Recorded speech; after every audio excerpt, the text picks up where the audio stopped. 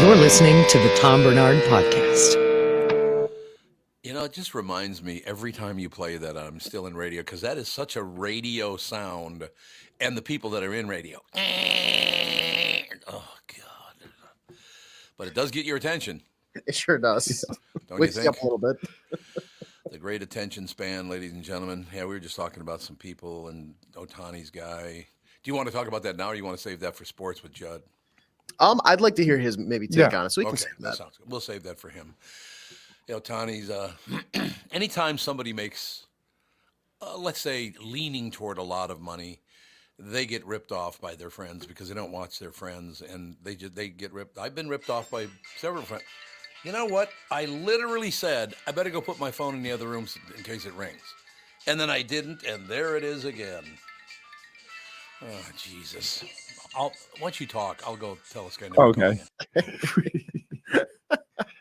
Oh, it's never fails. All right, AJ. And the thing about that Ohtani contract really quick is that he's not even making all that money this year. It's so much deferred. He's making $2 million for the next 10 years, and then all of that is deferred after, which I think is smart for him because he's able to then, once his contract is up, maybe move somewhere else where it doesn't get taxed in California. So big brain by him. He's making $65 million in sponsorship deals with New Balance.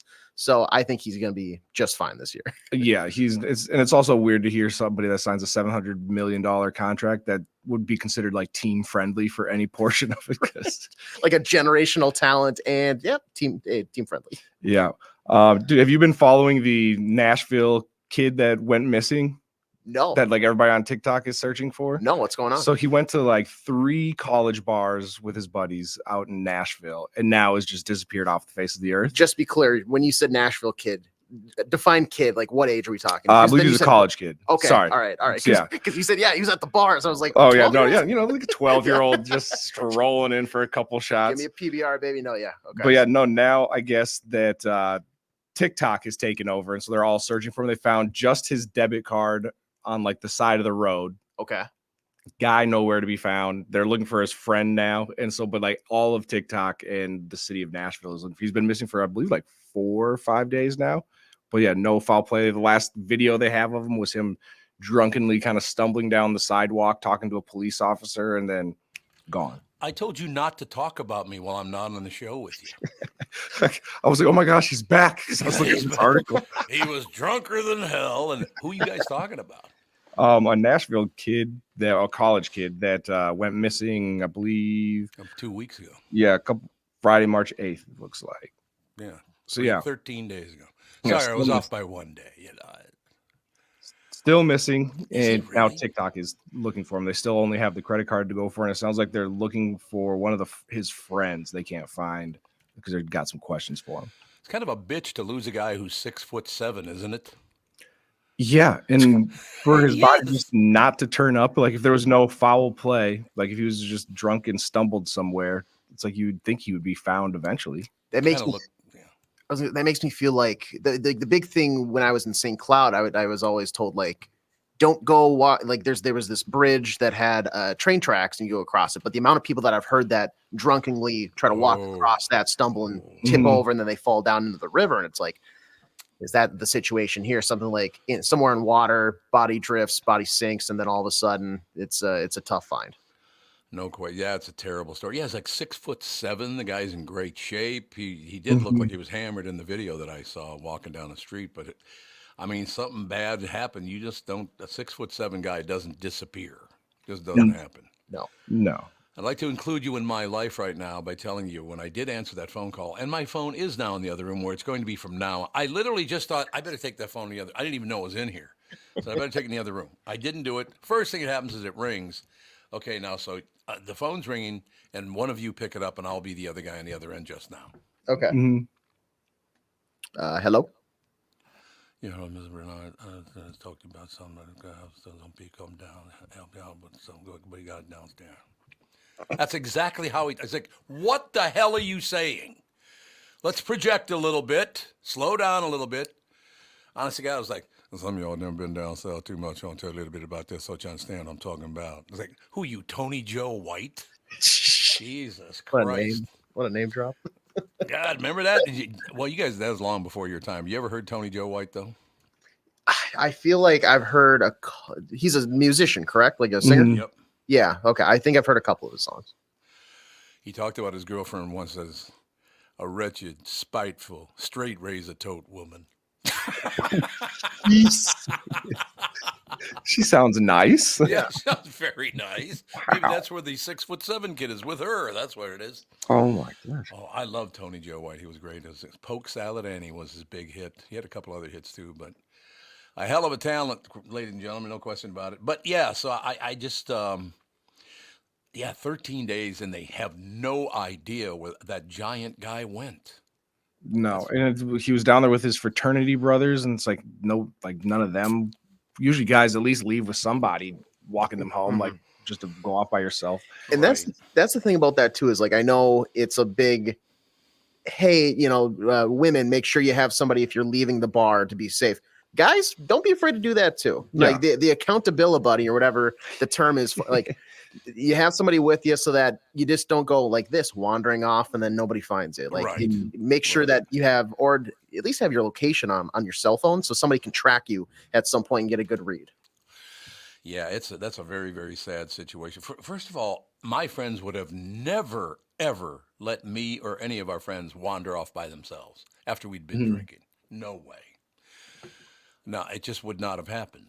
My friends were very, very good about it. Well, Andy Fisher was like he was a year younger than me, and he was still like my guardian angel. Anybody ever bothered me, and Andy was about 5'6", probably weighed about $140, but the toughest man I've ever met in my life. That sumbitch could throw a punch like you wouldn't believe. But if anybody ever bothered me, he'd get in their face and go, "Leave him alone. That's my friend Tom. Leave him alone right now." I'm like, "Oh, okay.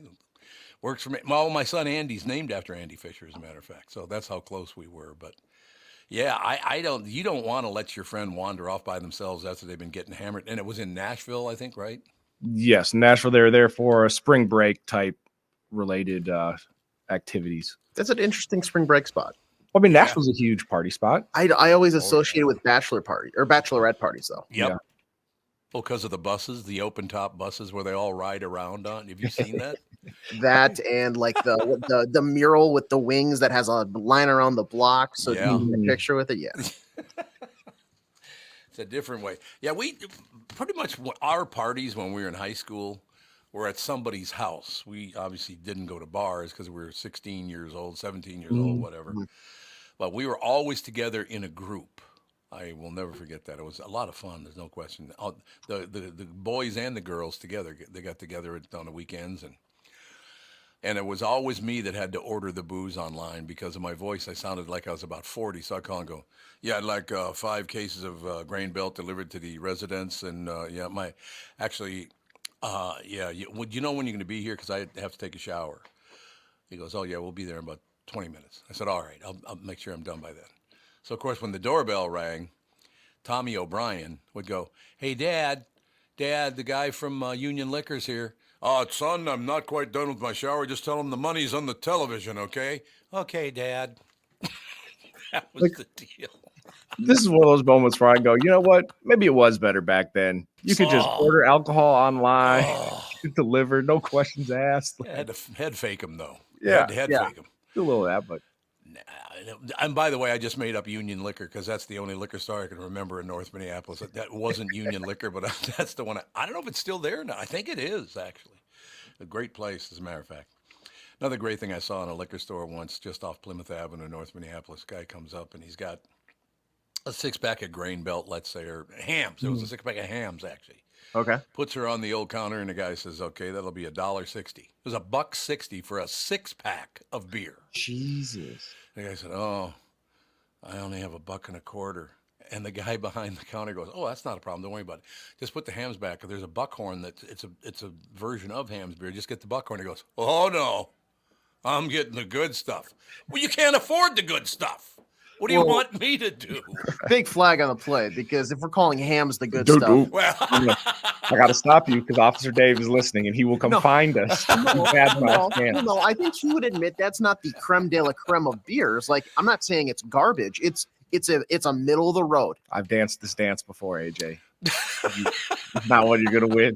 Officer Dave will come find you on Friday. Trust me. Let me tell you, I'm no dancer, so maybe I'll shut up. Big trouble. There's no better beer than Ham's the beer refreshing. Ham. I think I was a voiceover of every beer ever made in America.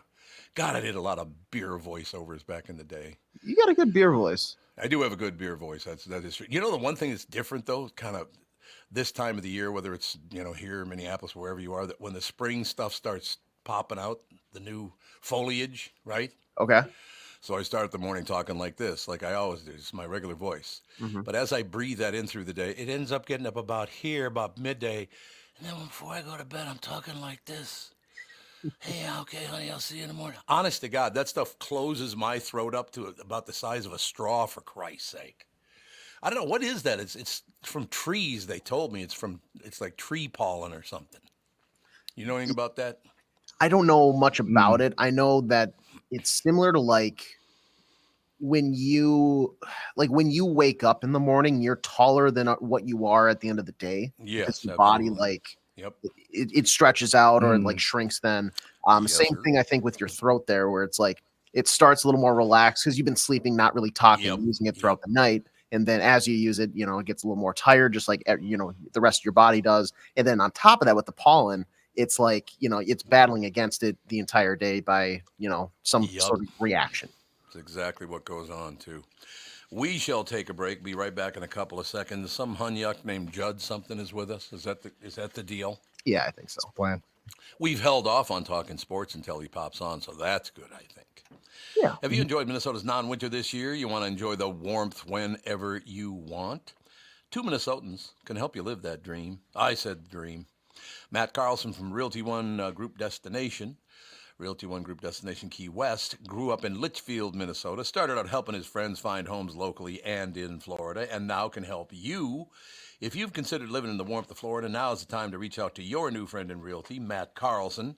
It's a buyer's market now, and your Minnesotan friend, Matt, can help you with a new home here or in the Florida Keys. And if you need some guidance with financing, Kristen Eklund from Coast to Coast Mortgage can help.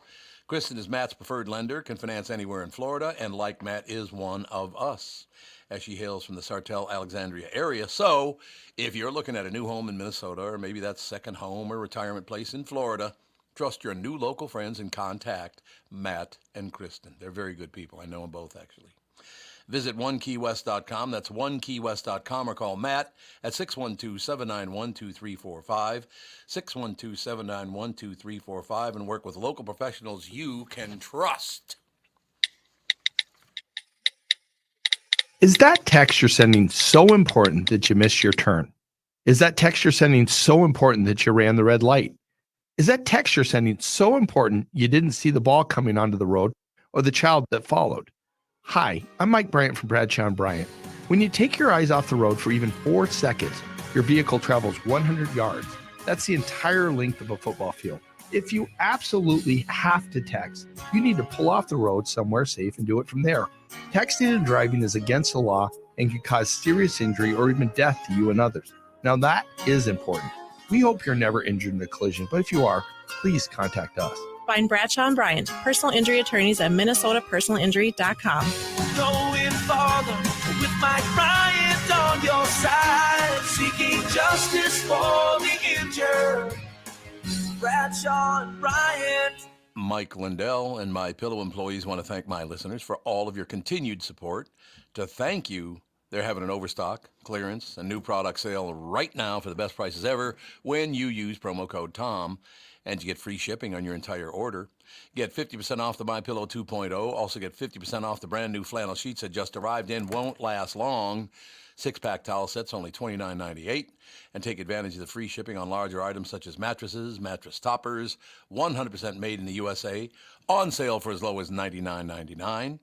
Everything is on sale, from the brand new kitchen towels that have the same technology as the bath towels that actually absorb, dog beds, blankets, couch pillows, and so much more. To get the best prices ever, go to mypillow.com, or you can just call 800-516-5146 and use promo code TOM, and you get free shipping on your entire order. So call 800-516-5146 or go to mypillow.com and use promo code TOM. You're listening to the Tom Barnard Podcast. We are back. I got to tell you something because it came up yesterday. It's like, why do you always say, I really know this person, they're a really good person? Well, and I said, because I met them, I got to know them, and they are really nice people. He said, well, so like every advertiser you have is a really nice person? I said, well, I haven't met some of them, but the ones I've met are very nice. I said, well, oh, so you don't know them? I said, well, yeah, no, I'm only going to tell you they're a good guy if they're a good guy. There are a couple of big advertisers I used to do voiceover for. Couldn't stand the people, so I stopped doing their commercials. The guy was a scam artist. I'm not doing voiceover for any scam artist. That's not going to be happening. You know what I mean? In the business world, scammers? What? No way. They're all on the up and up.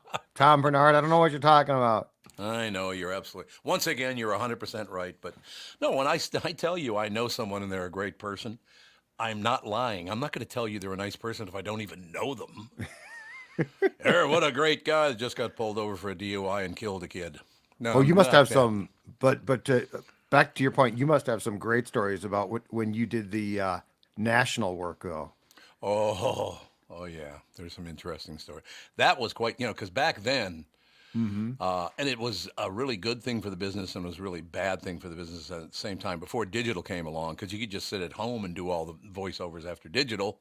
Right. But that's when Hollywood figured out, well, that's what we're going to do. If we don't have to travel around, we'll do all the commercials. Oh, is that interesting? Yep. Okay. They wouldn't do voice. They would not do commercials before. It doesn't look good. It makes me look like I'm just out hawking items. Oh, but as soon as you can do it from your house for big money, now all of a sudden you look fine. Is that right? And there was a time, right, in the 80s and 90s at least, where the Brad Pitts of the world would do like commercials in Europe, but they wouldn't do them here, right? Yep. So they can whore themselves off all they want because, you do something for money, you're kind of whoring yourself off anyway. But yeah, oh yeah, all those people. It makes me laugh. Like, you're an actor. I'm supposed to think you have integrity anyway. Right. Pfft, what a joke. So true. I mean, it is true. So I followed your advice yesterday. Hey, Twins are on today, noon. It's going to be phenomenal. Followed your advice and didn't watch 1 second of the game because I knew they were going to get their ass handed to them. Oh, and they did. Good job. Team sucks. That team sucks right now. Doesn't mean they can't get better, but right now they're horrendous. It was only 12-3. I don't know what you're talking about. I mean, Detroit they just scored 12 runs, and the real kick in the shorts is Varland, who is expected now to be the fifth starter. Louis Varland from St. Paul gave up 9 hits and 8 earned runs and walked 3 and 4. Now, hopefully he was working on something, but I'm really glad that you ignored me completely. I did. There's no question about it. I would have been so pissed off watching that. I can't even tell you. But I got to do something because I love the Twins, and they start, a week from today now, right? The 28th? Yep. I mean, I got to watch the real game here, but you fellas are looking horrendous in spring training. Well, and the problem now is, so I've been cautioning you all spring because I'm like, it's spring training. The games don't count.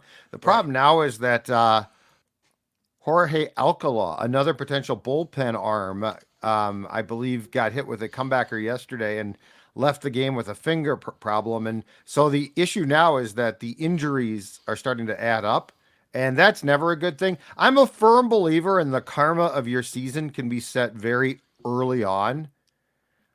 Sometimes in all sports, you enter the season, everyone's healthy, they're all excited. You might not think the team's going to be great, but it sort of bodes well for your fortunes. And then some years your fortune sucks. Yeah, no question. By the way, I better pay closer attention because I swear to God, I thought you said that guy's name was Horror with Alcohol. Jorge Alcala. Jorge Alcala. Horror with Alcohol. Yeah. It's the same name. I was going to say, you're close. Exactly. No, you're not far off. Judd, I agree with you 100%. They should not be getting their ass handed to them as badly as they've been all spring training. When you get this close to the season, you're now 7 days out. You better start winning today. Otherwise, you ain't got major problems going in. Yeah. Well, again, I mean, I still remain hopeful. I don't like it when your closer is hurt. Yep. One of your only 2 really main left-handed bullpen option is hurt. So like there are some things that definitely start to concern you a bit. And then, as we've talked about all spring, can Byron Buxton stay healthy? Yeah, right. Because like the whole thing is, it doesn't matter what he does until he can put together like 3 months of, oh, he hasn't been hurt so far. Because you're always waiting for that other Byron Buxton shoe to drop. And that's the tough thing about that. Well, he plays hard. I do like him a lot. He plays hard, but man, he is always getting hurt. I know. Hey, did you guys see this Shohei Ohtani story yesterday? Oh, the fellows were talking about that about 10 minutes ago. Oh, okay. Yeah, this I'd love is to hear it. boy.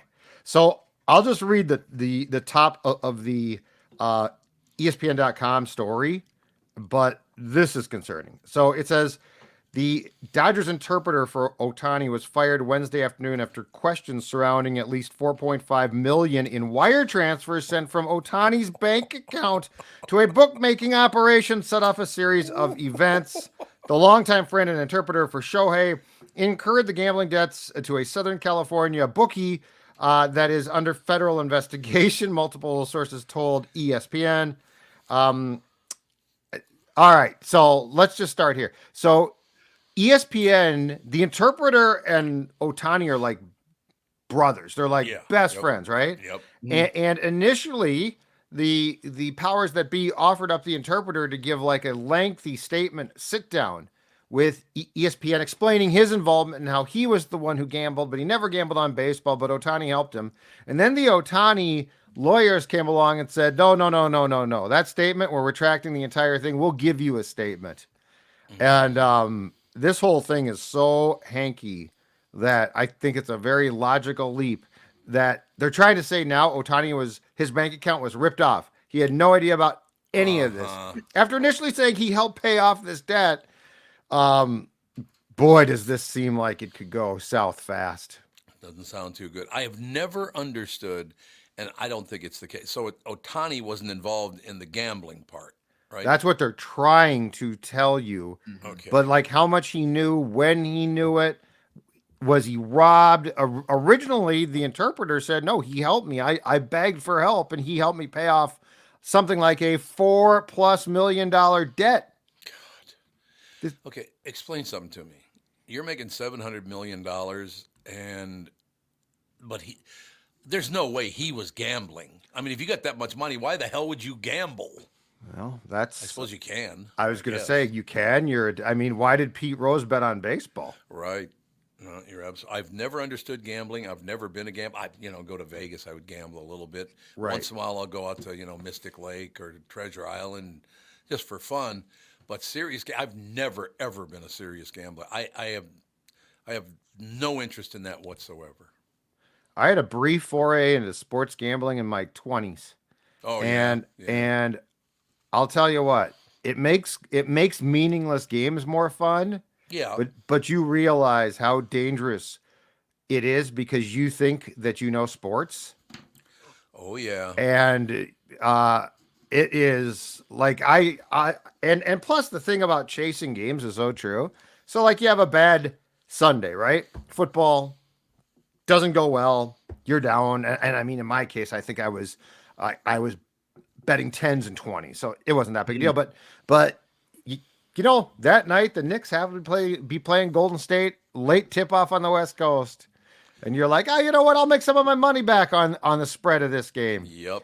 I'm with you. Like I have vices, but that one I was just like, you are never going to win at this. And it's going to just sap you. And that was it. I just quit. I was like, I'm done. Yeah, I had no interest. I want to thank our listeners. I just got an email from a listener that says, well, Catherine's a big gambler. She rolled the dice on you and lost huge. Oh, is that okay? That's how it's going to be. Wow. That's aggressive for the morning. Has anybody ever not been aggressive around me? Everybody's always very aggressive around me. Oh, man, come on. I think it's wonderful because basically I have to admit some of it's true.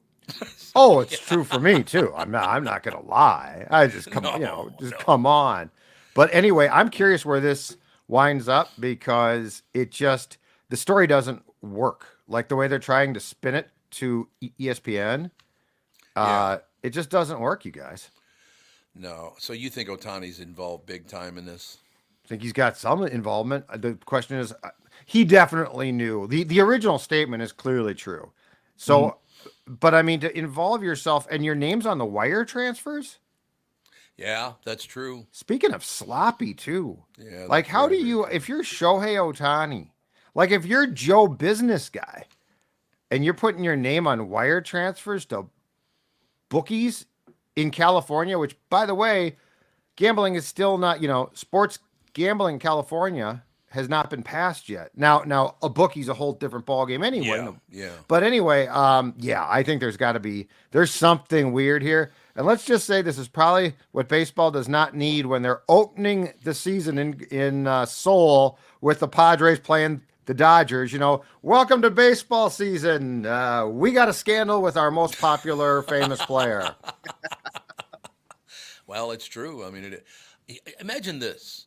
Imagine you take $4.5 million and you give $100,000 to 45 different families. Does that make you feel better than winning a little bit of money gambling? It would me. I use my money to help 45 families. How phenomenal is that? Oh, it'd be great.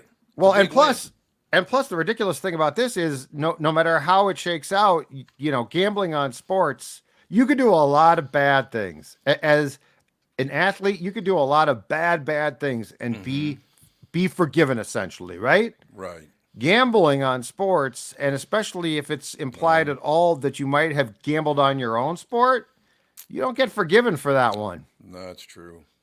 Yeah, I've never been a gambler. Like I said, a little on the side once in a while. I don't mind sitting down at a machine down, like I said, at Treasure Island or wherever. Vegas. I've never. We used to play card game, poker games when I was in eighth grade or whatever. But people had about $2 or something. It was not that big a deal. But what the hell?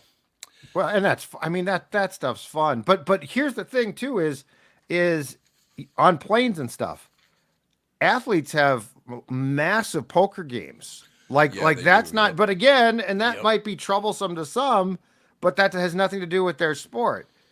But what I don't understand is why is his name on wire transfers? How can you not be more careful than that? I know, that is pretty amazing. Although he doesn't speak English, right? No, but he's got a lot of people around him who definitely do and who could tell him. You'd think he'd have a close associate that would say, let's put my name on this. You would think, yeah. I mean, the feds are involved now. That's the other problem, too. This goes beyond baseball. So, my guess is the feds are going to try and find out pretty hard if he was involved. Yeah, maybe all the feds should do their jobs once in a while, too. They like the high profile, though, right? They love the high profile. There's no question. This is a good high profile one. This is going to be, but again, baseball season's starting. It's great. First of all, it's starting in Seoul, which means these games are the first two games of the season, if I'm not mistaken. First pitch, at least our time, is 5 a.m. or something like that. Yeah. And second of all, you now have a potential major scandal. But besides that, baseball is going great. All right, you just reminded me of something that's been torturing me for my entire life. When I was I was actually a sophomore, I guess, at North High School. Of course, it was the North High Polars. Yeah. Which there became a huge problem because the bear was white. And they said, well, why don't we just change it to a black bear? And say, well, no, it's been a polar bear forever. Said, well, let's change the slogan. So on the flag, you had a white polar bear, bears, right? Okay. Yeah. The North High Polars. The slogan for the school was changed to Bears Have Soul. That's the lamest thing I have ever heard in my life. When Bears was this? Have Soul. Oh my God. 1967 or 68, something like that. Bears have soul. Like, what? That's the best you could do? Well, it's a white bear, and most of the kids here aren't white. I'm like, what the hell? It's a bear, for Christ's sake. Who cares? Oh, my God. Bears I never have knew. That's soul. a great story. That's hilarious.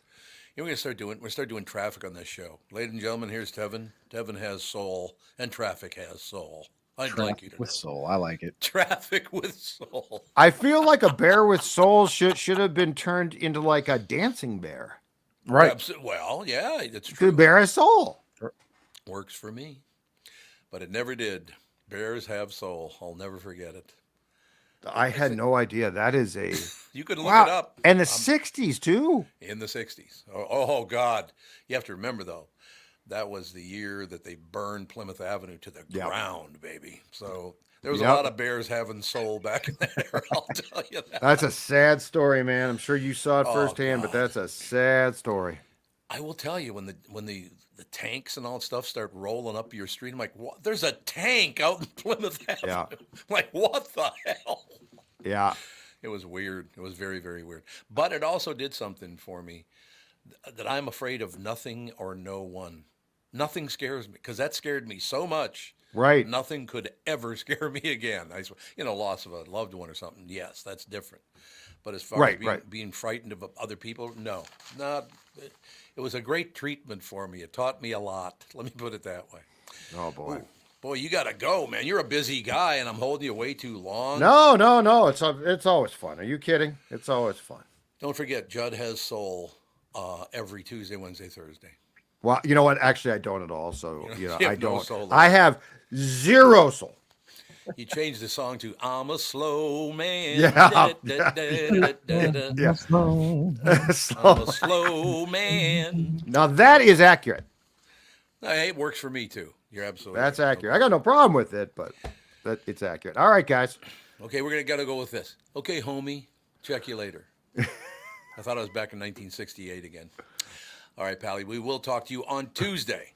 You will. All right. Thanks a lot, Judd. Talk to you guys later. Bye. Judd Zulgad. Ladies and gentlemen, SKOR North. It's time to think about the high tax in Minnesota, how much you could be saving with a Sioux Falls location.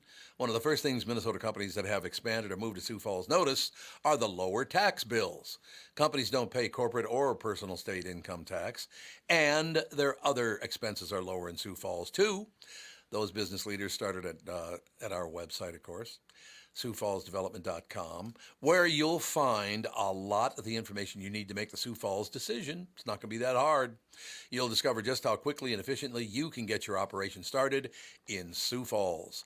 Not only will your business be up and running sooner, you'll also be making higher profits, which is the big deal.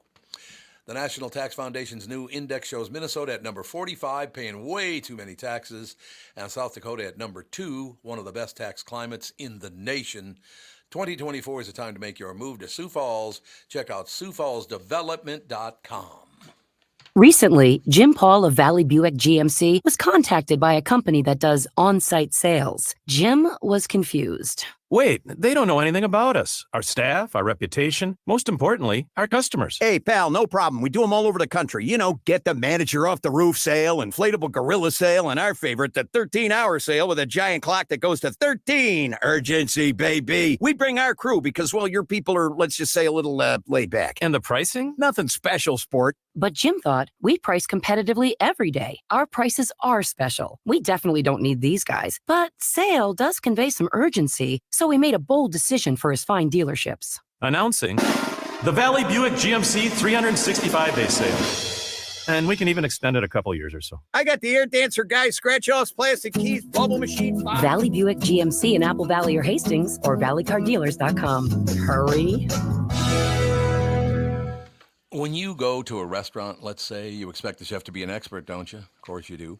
You expect your auto mechanic to be an expert when it comes to fixing your car. You judge them both by the results of their work. Josh Arnold is an expert in investments and planning your financial future. I know that personally, as a matter of fact. Josh Arnold is my expert. He should be yours, too. I talk to Josh every week, and he understands the market, the economy, and he knows how to plan for your retirement. Don't put it off another day. The man with your plan is Josh Arnold. Call Josh now for a no-obligation 48-minute evaluation. You've got nothing to lose, and you'll have an expert planning and managing your financial future. Call Josh at 952-925-5608. That's 952-925-5608. Investment services offered by Josh Arnold Investment Consultant, LLC Security Investment Advisor. Past performance is no guarantee of future results. All investments involve risk. All comments and opinions are Josh Arnold's and do not constitute investment advice. Tom Barnard, that would be me, is a paid endorser. This is the Tom Barnard Podcast. We are back, ladies and gentlemen. Channel 5's Chris Egert is brought to you by Mr. Money Talk, Josh Arnold. Call Josh today for your free 48-minute evaluation, 952-925-5608. All right, did you guys look it up? Bears have soul? I did not. I did not know. I assumed you guys would look it up to see if I was making it up or not, so I could prove to you I wasn't making it up. Oh, no, I trust you. Okay, but what was the worst team name in the history of high schools or schools in America? Oh, it's you're gonna It's say somewhere the Illinois. yeah. Yep, the It's Pekin. in Illinois. Yeah. Pekin. Yep. Chris, do you know this one? Is it? Well, what is it, Tevin? I don't know. The thing you can't say about or call a Chinese person. It's like the Pekin, and then that word. Remember the old saying, there's a chink in the armor? There you go. But that's different. There actually is a chink in the armor. But that was their school name. How long ago was that? How long ago, Tevin? You remember? It was relatively recently, within, I would say, the last 25, I think it was years. late 70s, early 80s. Oh, was it that long ago? Okay. Or you're looking it up? I'll look it up again, but Yeah, look it up again, because people don't believe. They go, bullshit. There's no way that really happened. It's like, Holy yes, crap! it did. That's multiple people signed off on that. Yeah, well, look up their logo, too. The logo of the team was not very complimentary either. I will tell you that. It's like, good God. Let me just put it this way. We've come a long way as a society. That's all I have to say. Well, I don't think it. Oh, go ahead, Tevin. Sorry, 1981. Sorry, was the year last that year, they. Yep. 1981. That was it. Well, so 80. Oh, so now we've moved on 83 years. That's or 43 years, excuse me. So 43 years ago that was. But I remember the first time I ever saw that. I was a little boy, and I'm like, what? You're actually saying that? Okay. What do you got, AJ? Any other information we should know? now they're the Dragons. So they changed. Well, nice Pekin pivot. Dragon. Yeah, there you go. Apparently, they had a mascot. There's an old student who was voted by the student body to be the mascot. Insert old mascot term here. And he said it was a great honor at the time. Not so much now. To be a chink in the armor? Said it was an Something honor at the time? Something along those lines. Yeah. Yeah, well, we're not going to directly face it. I mean, we're too cowardly. There's no question about it. Oh, But even 45, 50 years ago, why did you think, hey, this is a good idea? I mean, think about that. Yeah, it's when you do think that, things are, I don't know, things are still really bad for a good portion of the United States population. But then when you think back to stuff like that, that's not that long ago, right? Like that. No, that's no, it's crazy. not. That is crazy to me. So. And there's an actor with this name, Tevin, you know it, but there was a kid in my high school whose last name was Del Negro. Who was the actor? What was the actor's name again? Something Del Negro, but I can't remember his name. That name's still around, I think. Just means the black, right? That's all it means. Yeah, the one that I always knew was there was a Vinny Del Negro that played. Yeah, in the there NBA. you go. There you go. That's exactly right. So that name's been removed. But to actually make up a mascot, and by the way, did you see the mascot when you looked it up? No, I didn't find anything. It's about the most offensive mascot in history. Let me put it that, because he's wearing the pointy Chinese hat. Mm-hmm. I don't remember what those hats. I used to know what they were called, but I don't remember anymore. But yeah, let's stay away from that kind of stuff from now on. What do you say? Sounds good. Yeah. Seems like a solid idea. Yes. If they had changed it to the North High Honkies, I would have been happy about that. Yeah, baby. Now we're talking. What do you think of that action? That would have been extra reason for somebody to try to whoop up on you, Tommy. Yeah, that's probably true. Good luck to them. But in any case, that's the one thing about everybody thinks they're a tough guy. Unless you're crazy, you're not really a tough guy. Because the toughest guys I ever knew are effing nuts. I agree. That is a fact. I agree. They don't even give it a second thought. It's just like, let's go. Boom.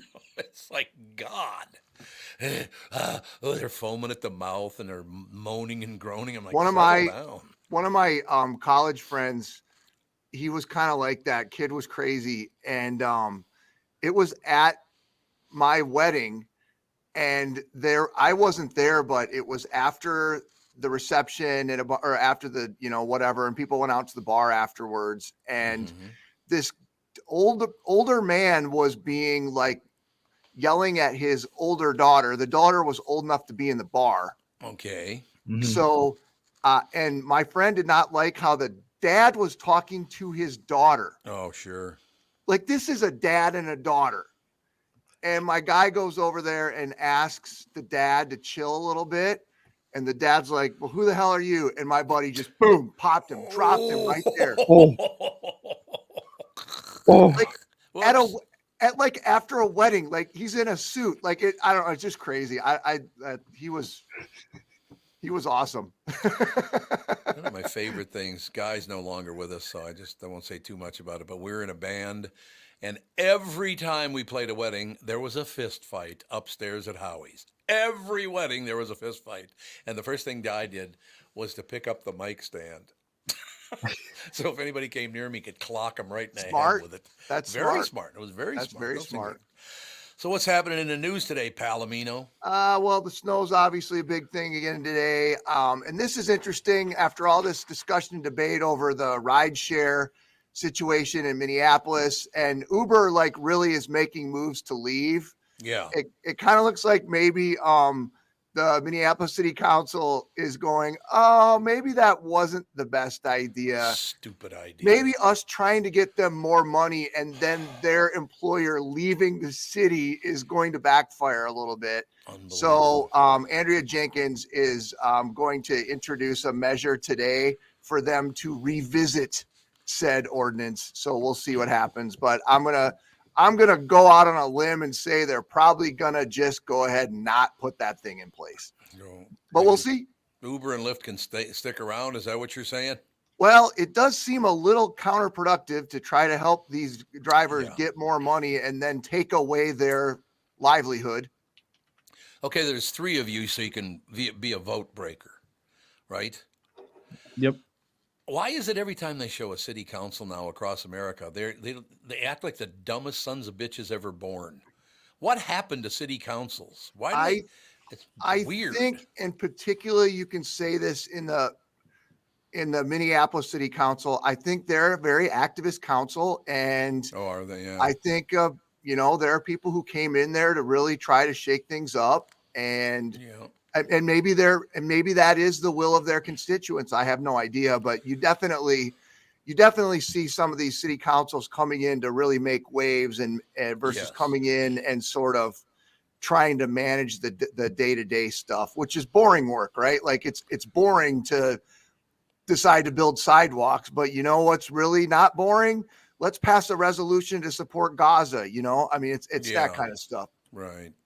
Look, I'm sorry, but you're there to serve the people. They're not there to follow your lead. You're there to serve the people. Get off your ass and take care of your constituents. That's your job.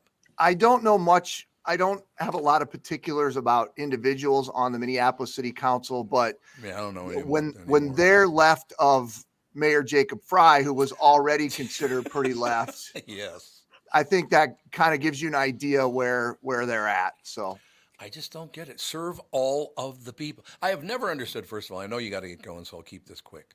I don't understand. Okay, the 4 of us are here, and you 3 decide that you lean one way, blah, blah, blah, and then you find out that I don't, and and I'm not talking about you personally, you're just playing a part here.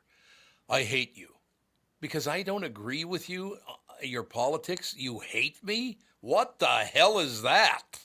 When did that start? Has that been around forever? Hey, I had 2 of my really good friends, and if I had a quarter for every time we sat around and had a beer, I would be very rich. Mm-hmm. They got into it the other night at a happy hour about some political stuff, and I was like flabbergasted. I like sat back in my chair and didn't say a word for like 25 minutes, and I was like really worried that these 2 were going to come to blows. And I was texting my other buddy. I'm like, dude, you shouldn't have left. Like, things are getting wild over here right now. thank God they kissed and made up the next day, but people are triggered, man. People are triggered. Why is it okay? Look, you guys have different lives. You've lived different lives in different areas. You've had different experiences. We're not going to agree on everything. It's just not going to happen. Calm down, for God's sake. I agree. Jesus, I just don't understand it. I was Switzerland in that conversation. I just sat there and I'm like, okay.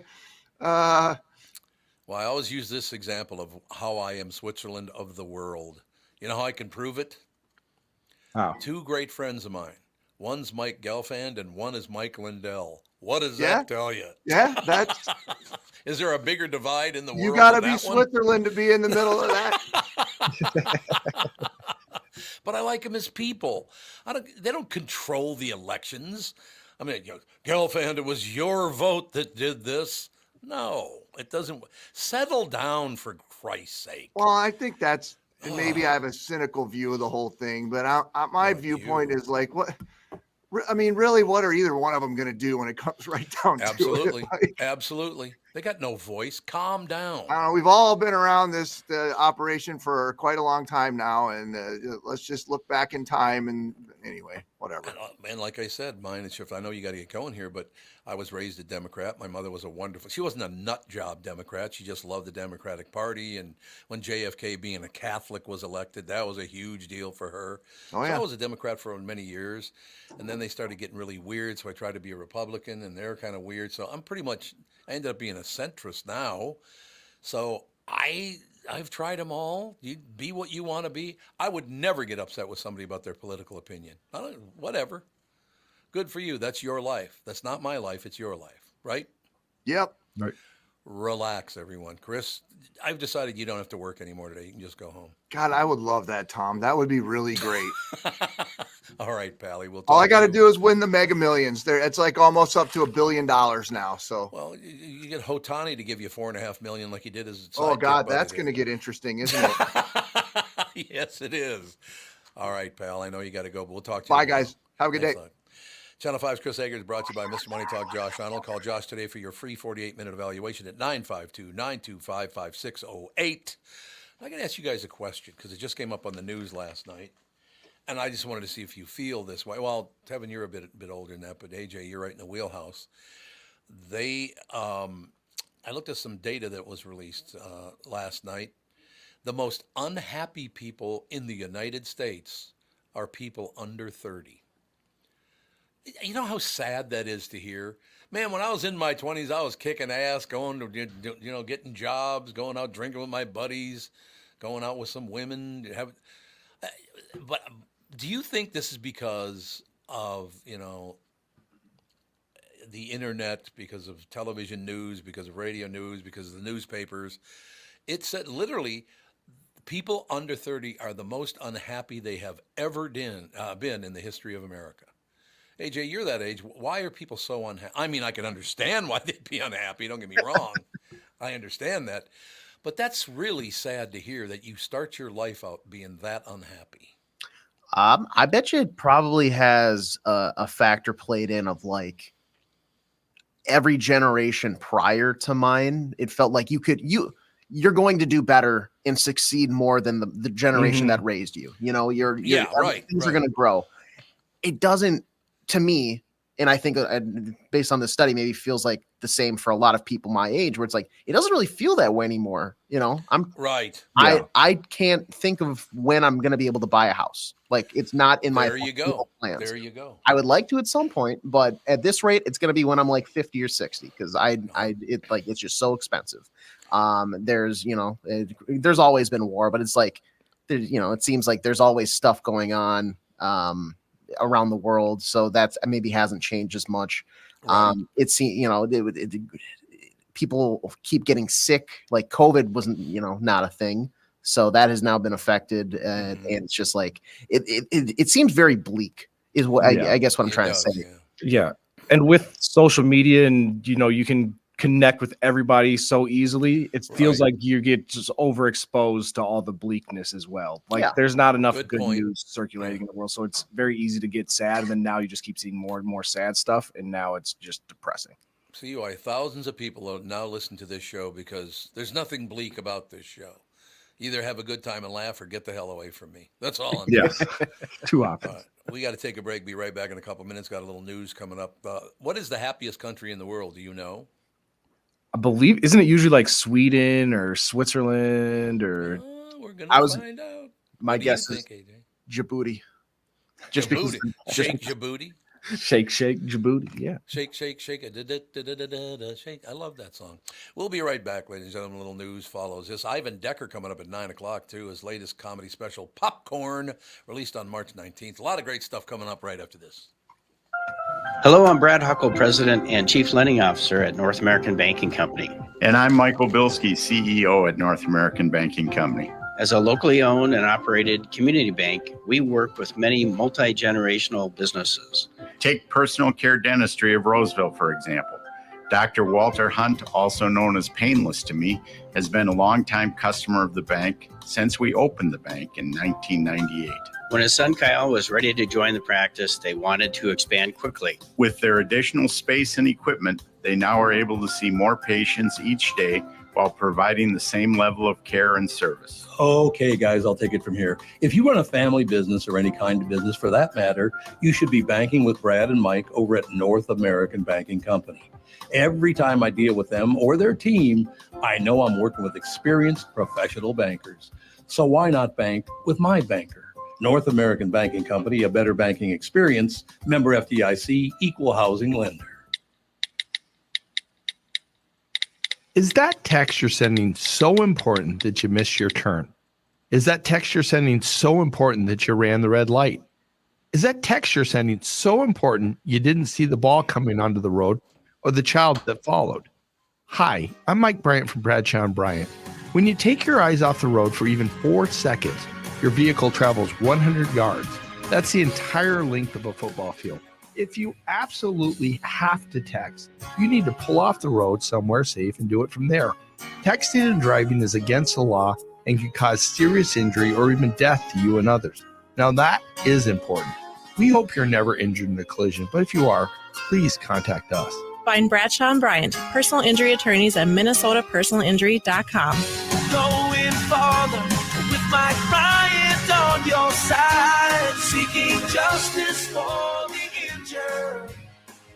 Bradshaw and Bryant. Have you enjoyed Minnesota's non-winter this year? Want to enjoy the warmth whenever you want? 2 Minnesotans can help you live that dream. Matt Carlson from Realty One Group Destination Key West grew up in Litchfield, Minnesota, started out helping his friends find homes locally and in Florida, and now he can help you. If you've considered living in the warmth of Florida, now is the time to reach out to your new friend in Realty, Matt Carlson. It's a buyer's market now, and your Minnesotan friend Matt can help you with a new home here or in the Florida Keys. And if you need some guidance with financing, Kristen Eklund from Coast to Coast Mortgage can help. Kristen is Matt's preferred lender, can finance anywhere in Florida, and like Matt is one of us, as she hails from the Sartell, Alexandria area. So if you're looking at a new home in Minnesota, or maybe that second home or retirement place in Florida, trust your new local friends. Contact Matt and Kristen. Visit onekeywest.com. That's onekeywest.com, or call Matt at 612-791-2345,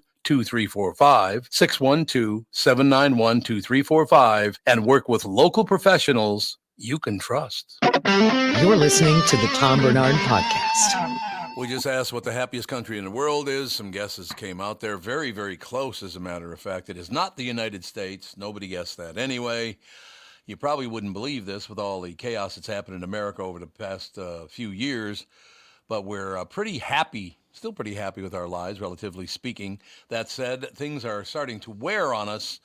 Every year since 2012, Gallup has put out a World Happiness Report, which ranks how people in more than 140 countries evaluate the quality of their lives. And for the 7th year in a row, the happiest country in the world is Finland.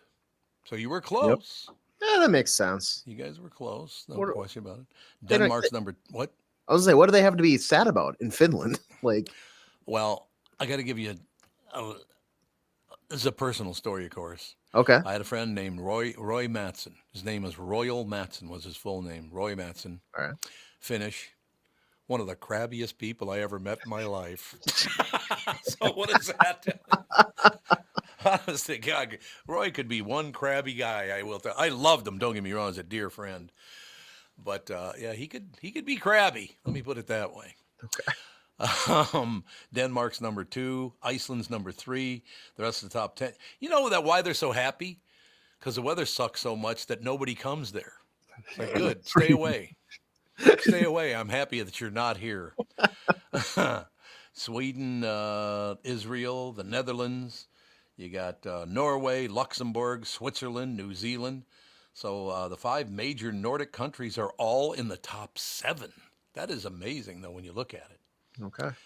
But it doesn't really say. The U.S. is number 23 out of 143 countries. Now, do they say at the bottom what's the most unhappy?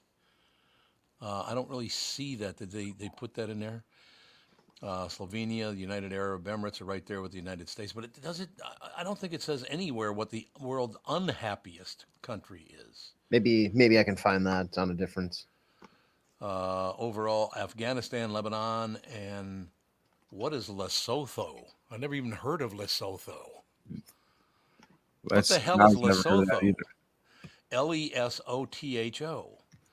They're the countries where people are the least happy. So Lebanon, Afghanistan, and Lesotho, which they're probably not happy because we've never even heard of them. Maybe that's the problem. It's like I never even heard of it. Sounds like a high altitude landlocked kingdom somewhere in the middle of South Africa. Nobody's ever even heard of it. Yeah, no. All right. I found the top 10 least happy countries this year. So you went over the top 10 happiest that was led by Finland. Sure. The countries that fared the worst and were least happy this year are Zambia, Eswatini, Malawi, Botswana, Zimbabwe, Congo, Sierra Leone, Lesotho, Lebanon, and Afghanistan, which was listed as the least happy by a sizable margin. Afghanistan. You know, a lot of war-torn countries. Yeah. A lot of war-torn countries, but they're also almost all in Africa, which is the birthplace of man.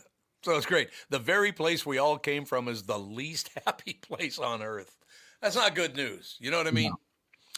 Oh, well, we should probably take a break here so we can get Ivan Decker on time. We'll be right back. We can laugh. It's a Thursday. Life is good. Ivan Decker joins us right after this.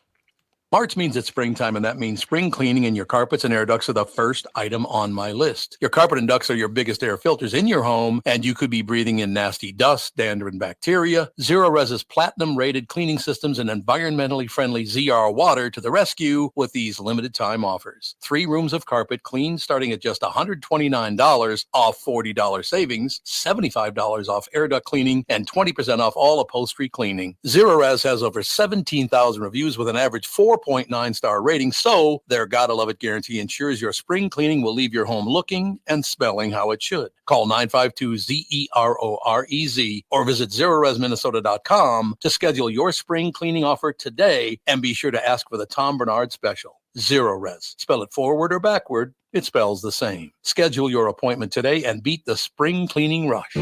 Hi guys, it's Chris Egert from Channel 5 Morning News, along with my friends Megan Newquist and Ken Barlow.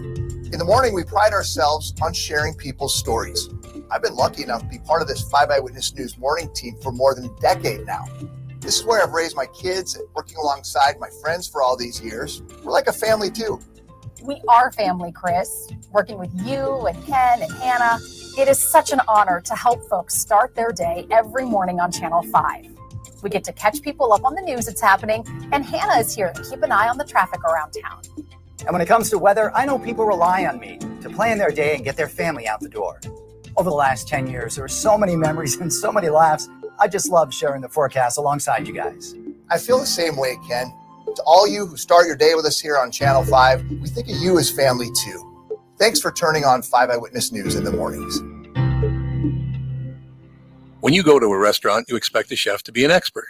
You expect your auto mechanic to be an expert when it comes to fixing your car. You judge them both by the results of their work. Josh Arnold is an expert in investments and planning your financial future. Josh Arnold is my expert, and he should be yours too. I talk to Josh every week, and he understands the market and the economy, and he knows how to plan for your retirement. Don't put it off another day. The man with your plan is Josh Arnold. Call Josh now for a no-obligation 48-minute evaluation. You've got nothing to lose, and you'll have an expert planning and managing your financial future. Call Josh at 952-925-5608. That's 952-925-5608. Investment services offered by Josh Arnold Investment Consultant, LLC Security Investment Advisor. Past performance is no guarantee of future results. All investments involve risk. All comments and opinions are Josh Arnold's and do not constitute investment advice. Tom Barnard is a paid endorser.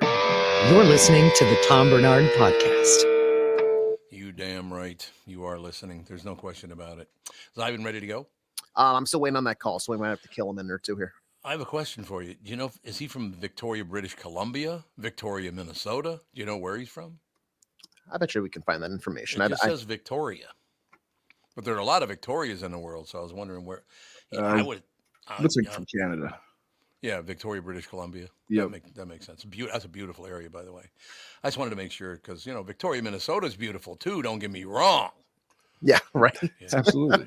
It's a whole different kettle of fish, no question about that.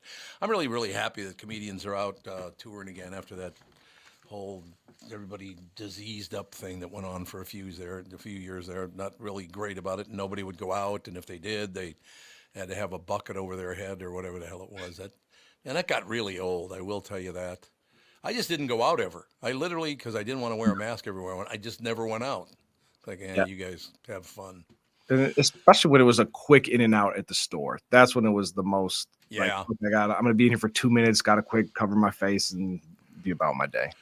There are still people that wear masks. I see them all the time. It's not just one or two. There's still a lot of people that wear a mask wherever they go.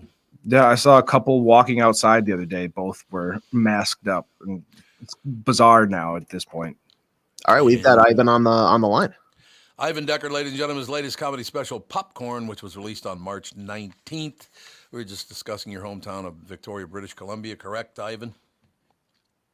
Oh, yeah. I'm actually from Ladner, which is a little town outside. Victoria is a close, sort of Victoria, Vancouver are both where we went to get groceries.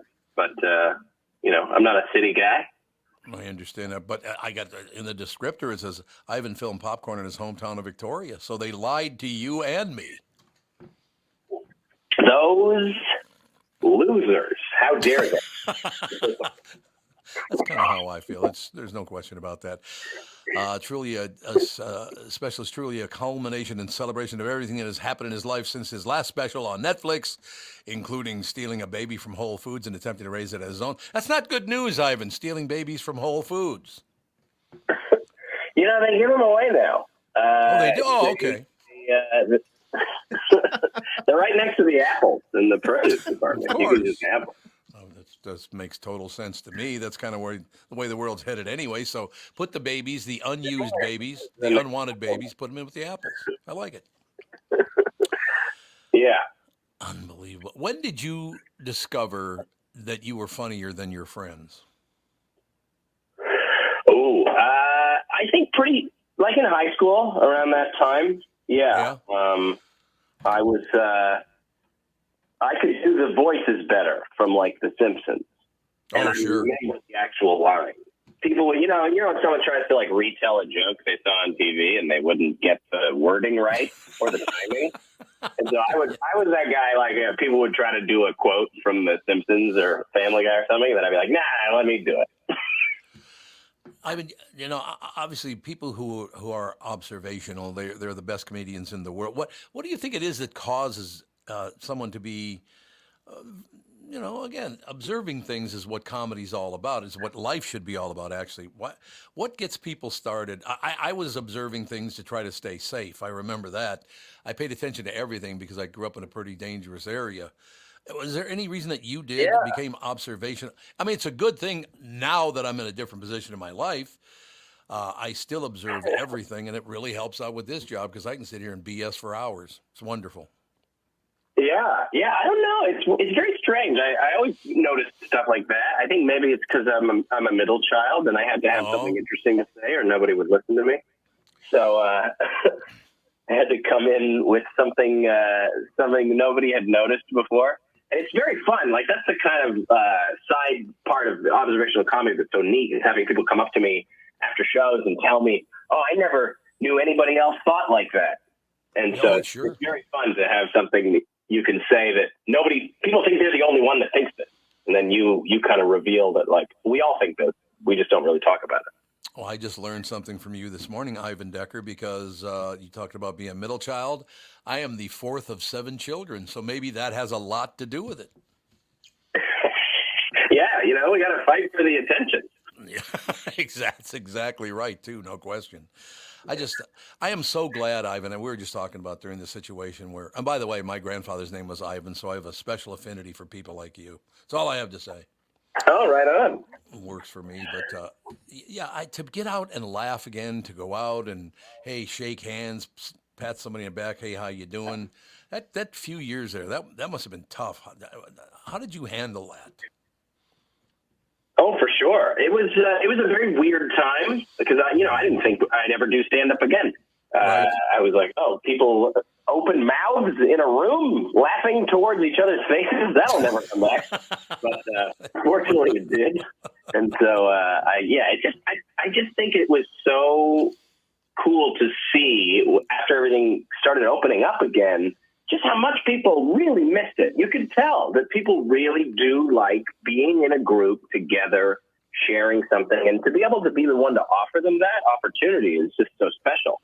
To get to have everybody, people who may not have spent time together, just like strangers, but they're all together, they're all laughing at the same thing. I think it's really important, and it's such a great thing to be able to give people the opportunity to share with each other.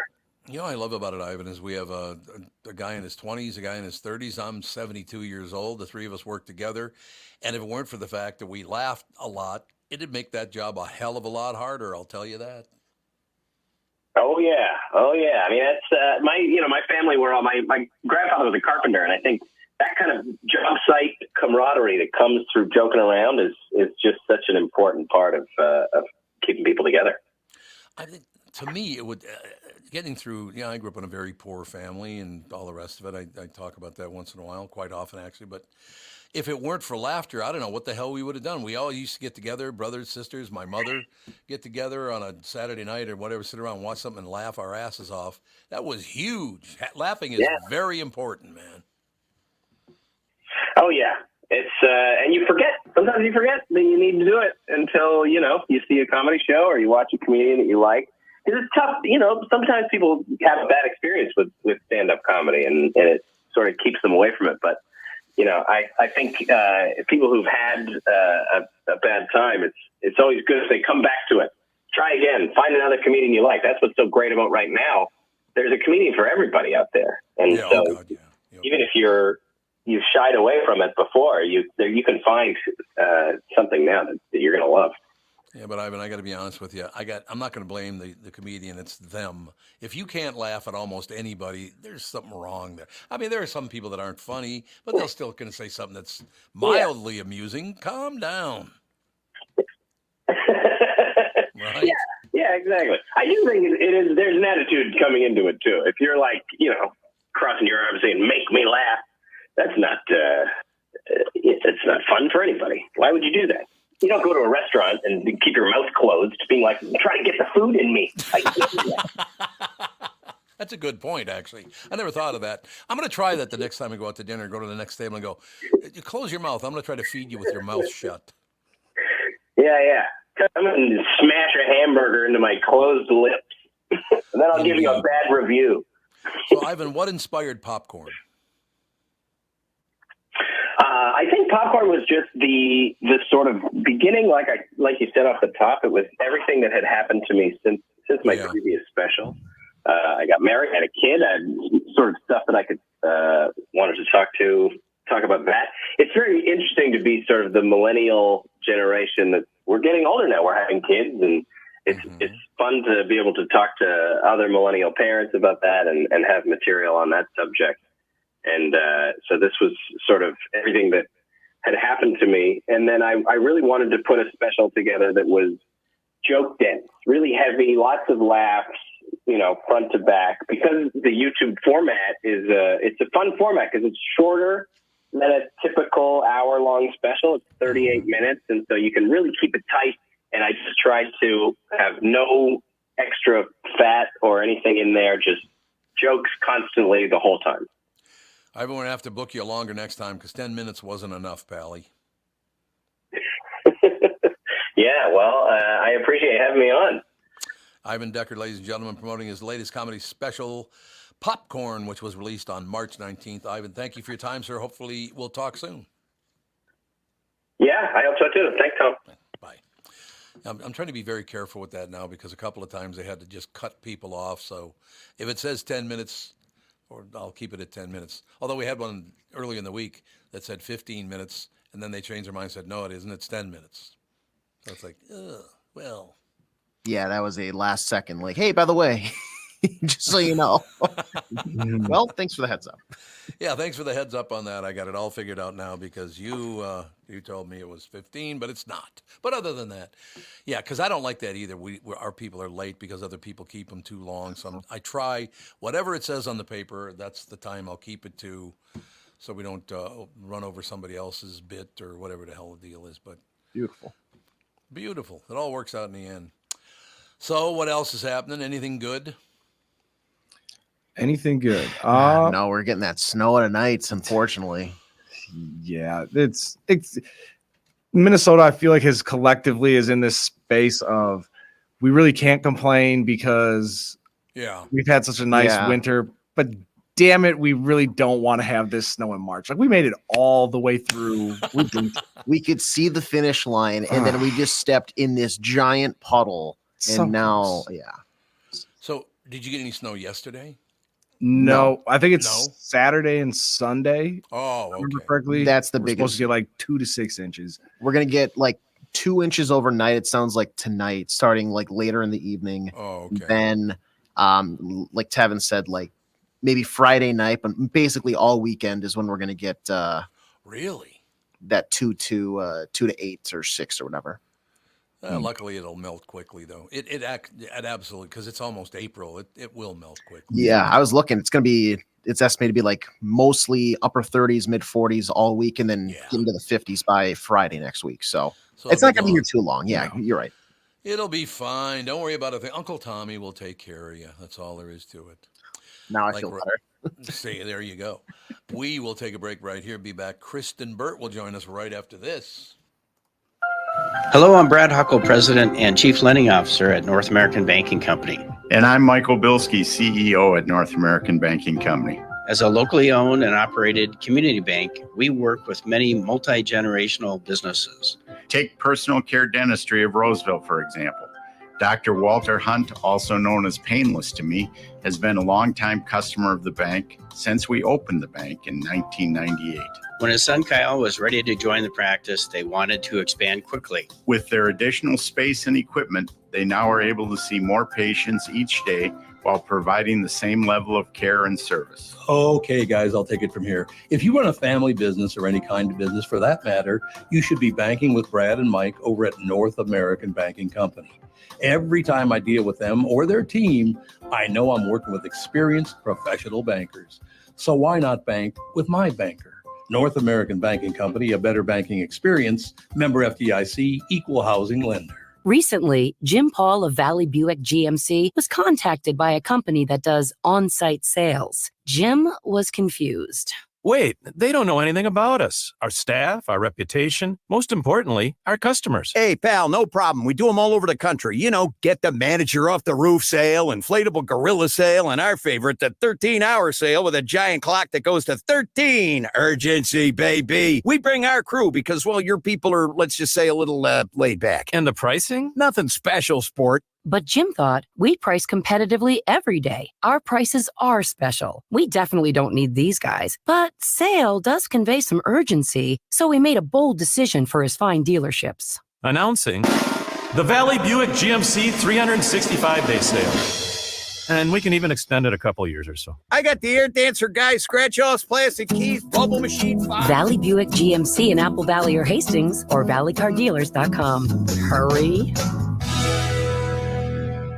The new Tom Barnard Show is proud to have partners like Bradshaw and Bryant, MyPillow, and North American Banking Company founder, chairman, and president, Mike Bilski. I've advertised on Tom's show for years, and the reason is simple. My business is recognized because of the ads, and that recognition has created growth. What business doesn't want to grow? I highly recommend the Tom Barnard Morning Show for your advertising. Grow results for your business by partnering with the Tom Barnard Show. Visit tombernardshow.com, keyword partner. This is the Tom Barnard Podcast. Listen live weekday mornings, 8 to 9:30, or anytime you like as a podcast on the Tom Barnard app at tombernardshow.com or wherever you get your podcasts. Ladies and gentlemen, Kristen Bird Entertainment News brought to you by North American Banking Company. Go to nabankco.com to learn more. Member FDIC, equal housing lender. Now, I've asked you this before. Have you ever talked to Mike Bilski, who owns North American Banking Company? I have not. You got to do it. Seriously, we got to set up a call or fly in town, have dinner, because I've never met you in person either. What the hell? Which is ridiculous. What, 12, 13 years we've been working. I've never met you in person. Yeah, I think my first airing on the family podcast was somewhere around September 2012. So it's coming up on 12 years. Mm-hmm. Jesus, and we've never met. You've been stuck with me for a long time from afar. You avoided me when you did live here. I do know that. I totally did. And then, and there were a couple pandemic years in there. So, that obviously gave me an excuse to stay away. We were just talking about that. As a matter of fact, it's interesting you brought that up because you still see one of the guys brought up the fact that they saw a couple, a man and a woman, walking and they were both wearing masks still. It's pretty common here in Los Angeles to still see Why? masks. There are a lot of people who are immune compromised. So I understand that, just wanting to stay healthy during cold and flu season and COVID season, because I feel like that comes around with the holidays and everything else. And I think a lot of people just realize that everyone's just kind of gross. Like there are a lot of people who don't wash their hands. This is an example. No, this is an example. So I don't work at my home every other Monday. My incredible housekeeper comes in to just keep us organized, and I let her have the run of the place. So I get out of her hair and I go and work at this local coffee shop that I love. And I was sitting at a 4-top. Anyone who's worked at a restaurant will know the lingo. And there was a 2-top next to me. And I was closest to the 2-top in that seat. A guy came in, started having a business meeting, and he was showing a laptop. So he was aimed at me and he kept sneezing. And the sneeze kept on going in my direction. And it was disgusting. So I was able, obviously, I had plenty of space. So I moved over and moved away. But I was like, it is because of you that I'm moving, because you're gross. You're sneezing in my direction. And that's why people are probably still wearing masks. People are gross. He never even tried to cover it up? It was like a half cover up, he would do like this, not into the elbow, but like above the elbow, so that the person sitting across the table from him didn't have the sneeze aimed at them, but no problem giving it to me. And it was clearly a sick sneeze. Do you know the one when you're starting to get the cold and the sneezing's very consistent? It was one of those. Yeah. I just don't understand people why someone would do that to someone else. Well, and that's it too. When people sit there and wear masks on airplanes, I still wear a mask on an airplane because I get a cold every time I fly. But but if they're wearing them in a grocery store and things like that, which I just don't let it bug me, because I'm like, I get it. Yeah, look, you want to wear a mask, I don't care, all the rest of it. But you know what? I'm glad that we actually talked to you about it, because I think your point's well taken, that people are slobs now for some reason. I don't know why. How often do you see people walk out of the restroom without washing their hands? Every time. Yeah. Every time. Well, was it a Seinfeld episode where the guy was taking a dump, came out, and instead of washing his hand, he combed his hair? Remember that? I think it was Seinfeld. I was like, oh no. This guy just wiped his butt and he's combing his hair instead of washing his hands. And look, it was relevant in the 90s. And here we are, 30 years later, it's still relevant. And the fact that the first couple weeks of the pandemic, everyone was teaching each other how to wash their hands, like sing happy birthday. And I'm like, aren't people doing this to begin with? Right. No, you're absolutely right. That shaking hands thing disappeared for a while too. I don't know if it's back or not. Shaking hands. I shake hands with people a couple of times once in a while, but not very often. But they did the elbow bump for a long time. I remember I that. prefer that, to be honest. And handshaking is back, and I'd honestly Oh, is it? rather not do it. I usually, if I can escape, I'll run right to the restroom after I shake hands to wash them. You can wash your hands. Yeah. I get creeped out. I mean, I'm not a germaphobe, but I do have, I think, a little PTSD from COVID with all of that. And I'm like, oh, I just realized people really are gross. No doubt about it. I got to ask you a question. Does this make me a turncoat? Because Catherine and I been watching a lot of British crime shows, dramas, comedies. Watch a lot of British television now. It's really very good. Well, that's good though. I mean, when you find like a genre that you like and there's so much content to explore, I think that's great. Because they have a lot of great shows and oftentimes they don't get enough eyeballs over here in the US. So you're Well, spreading the word for them. I'm telling you, Whitechapel, if you ever watch Whitechapel, it's really, really a good detective show. Very well acted. Really, it's really good stuff. I mean, we watch a lot of American shows too, don't get me wrong. But in general, well, I get a lot of recommendations from listeners, which really does help because I would have never even heard of some of these shows. And I would say probably about 85 to 90% of them, they're right that I end up liking the shows. That's great though. I mean, because Yeah, it they know what you like and then they're like, you have to check out this show. So perfect people to tell you what to watch. No, this is full reveal, so some people are going to get pissed off at me about this. But I haven't given up on it yet because I'm only about 3 episodes in. But people recommended I watch Letterkenny. First episode was good. Second one was mediocre. The third episode was horrendous. Does it get better? Does anyone know? Well, I think I always say it's like the 3 to 4 episode rule. I personally give it 4 episodes, and if it's not Yeah. getting better, I abandon ship. Even if people have told me like it's the best show ever, you need to watch it. If I can't get into it by episode 4, especially if they're 45-minute episodes, like that's a commitment. I mean, I loved the first episode. I thought it was really, really good. By the time I got to the third episode, it was just a bunch of people trying to say the most ridiculous things they could, and I didn't find it funny in the least. Yeah, and I do think like you have to give some patience to shows where they're trying to like set Yeah. up and establish the story. Yep. That's why I feel like 4 is usually my number. But if by 4 I'm not completely sold on this concept or these characters, I'm like, it's just not the show for me. So I should give it one more episode, go to 4 like you instead of just 3. Go to 4, and then if you think this is even worse than 3, abandon That's gonna be a ship. problem. Just go away. But a lot of people told me they just loved that show. So maybe, Yeah. you know, Well, it's like, I always think of Mad Men in that situation because season Yeah. 1 was so slow. I mean, it was good and interesting, but it moved very slowly. Agreed. But what they did was that they had to like establish this entire world in the 60s and establish all of these characters so that you understood the flow of like The Office and Don Draper's home life. And then you get to season 2 and you're just like whacked over the head with 1,000 things happening at once. But I was like, the payoff was so good. Mm-hmm. Yeah, that was a good show. I like that show a lot, as a matter of fact. But yeah, I'll give Letterkenny one or two more episodes because I did really like the first one. I thought the first one was very funny. All right, well, report back because I want to hear whether will. you jump ship or whether you stuck it out. I will get it done. I rarely jump ship. Most of the stuff, there's some things that I watch with Catherine and she likes a lot and I think are okay, Like Fargo, I thought season 4 was terrific. Season 5, I think, is boring as hell. Yeah, and season 5 I thought was so much better than 4. Right. So Absolutely. yeah, There it's just you go. preference. It's different, different way you grew up or lived or whatever. It's just a whole different situation. But I don't know. It just maybe sometimes you're just not in the mood. Maybe that has something to do with it too.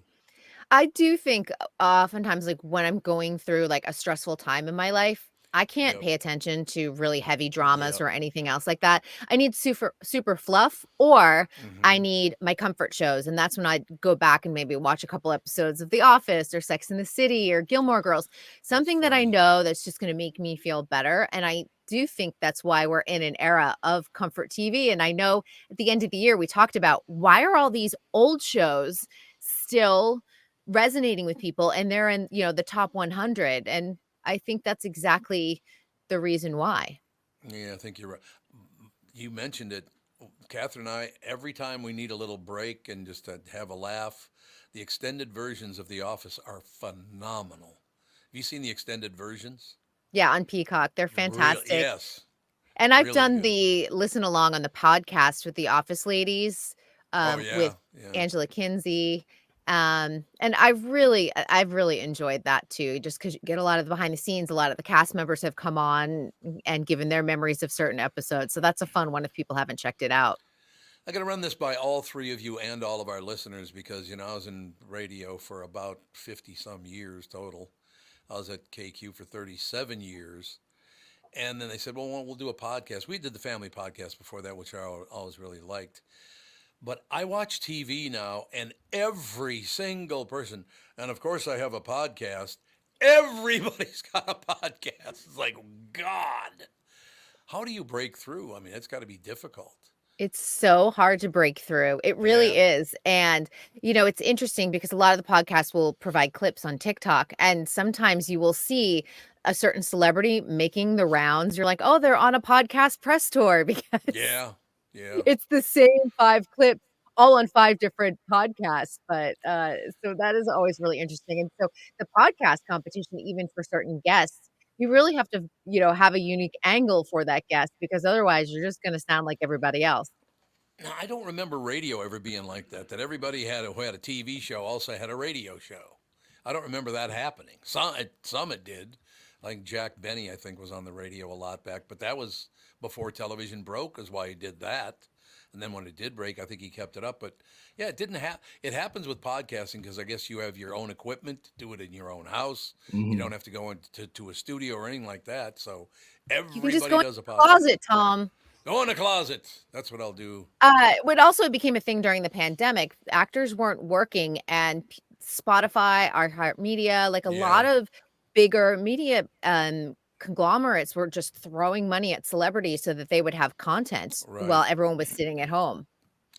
That does make sense, though. Yeah, it's look. I mean, this show keeps growing. That there's still a great number of people have no idea that because they lied over at the Q and said I retired. They think I'm retired.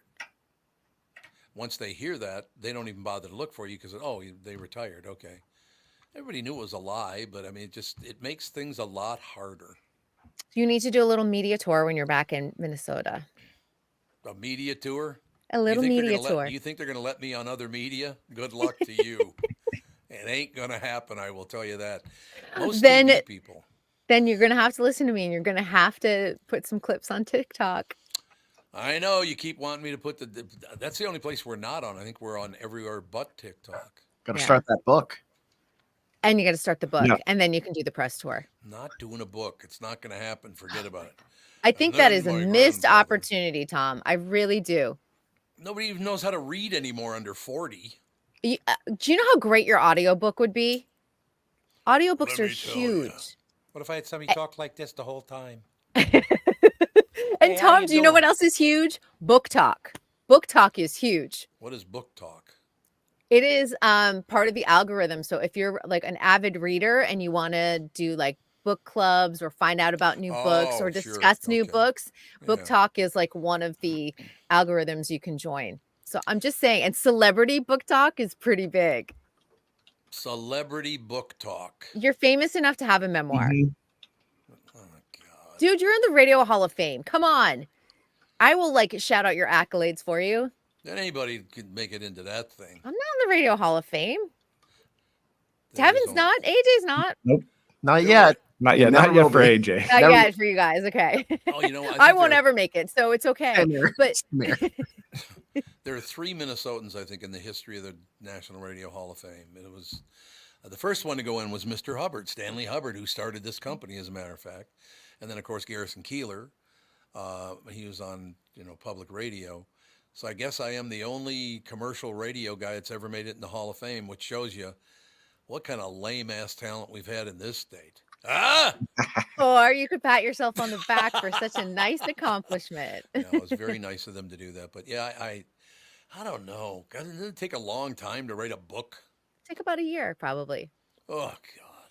That's all I need. Yeah, but you just talk, and then somebody else, they can do the typing. You don't have to actually physically They write shape it. the story for you.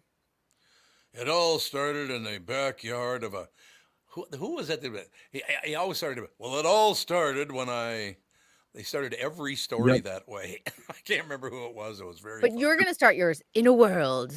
Yes. Yes, in a world. What was that for again? Sounds like a Star Wars intro. But it was me doing it, but I can't remember what it was for. I feel like it's a Schwarzenegger or like I feel like it's an action film. My favorite movie trailers like that were Good Times, Bad Times, Ragtime. You remember that movie? I do. It was a great. I love doing that. It was wonderful. What was your what was it, like father, like son, like hell? Oh yeah, that's right. Like father, like son, like hell. Oh my god. If you narrated your audiobook like that, this would be like New York Times You'd sell bestseller. at least 6 or 7 copies, and it'd be unbelievable. I would oh my god. I would love I'd be on my like hot girl walk, like listening to In a World, like father, like son, like hell. What the hell was the name of that movie now? I can't remember the name of the movie. Like father, like son. It was Christopher Walken and Sean Penn were the 2 stars of the movie. I know. And we've played the clip too on the show. At Close Range? Close At range. Close Range. That's exactly what it was. But I did tell you what Christopher Walken did to me, didn't I? No. Because somebody introduced me. I only met him for about a minute. And this is, have you ever met Christopher Walken? I have, yes. He's no different off screen than he is on screen. He is quirky as hell. He's quirky as hell. So somebody comes up, oh, Christopher, you got to meet. This is Tom Barnard, a voiceover guy. And he's just looking at me. He's not saying anything. And he said, as a matter of fact, Tom did the trailer for At Close Range. There was a pause and he goes, wow. And then he tap danced away, right? Yeah, kind of tap. But that happened to me twice. Not to me, but Christopher Walken did the same thing to Craig Gass. Because Craig Gass can do a perfect impression of Christopher Walken. And I mean, you could never tell the two apart. Same thing happened. He did it for Christopher Walken, and Christopher went, wow. He's not easily impressed. No, it seems he's not easily impressed. But all right, so I'll have to bring it up. Write a book. It's going to take forever. It's not, because you're not writing it. You're going to tell your oral history, and then someone's going to write it. Really? Yeah. It all started in Long Prairie, Minnesota, ladies and gentlemen. A boy was born, 27 inches long, or you gotta whatever do. the hell it was. The boy was born. The boy was born. Yeah, you got to give it that one. You're absolutely right. Just to further the point here, John writes in and says, KB2 is right, Tommy. I bet there are many of us that would read and love to hear about your career. I love it when I'm right. Oh, Oh, God, listen to you. What a shock. you know, no, as an entertainment reporter, I know I'm right on this. I cover celebrity memoirs. I know your listeners. I've been around long enough. You have a story to tell. So do you get the book company first and then write it? Or do you write the book and then take it to the company? No, I'm not thinking about it. He's thinking about it. Wheels turning. I'm Then I planting worked the with this seed. a-hole My named evil- AJ. What? My evil plan is working. Yeah, it is an evil plan. Way to go. I don't have enough to do. I'm just here to give you like more things for your to-do list. Okay, thank you very much.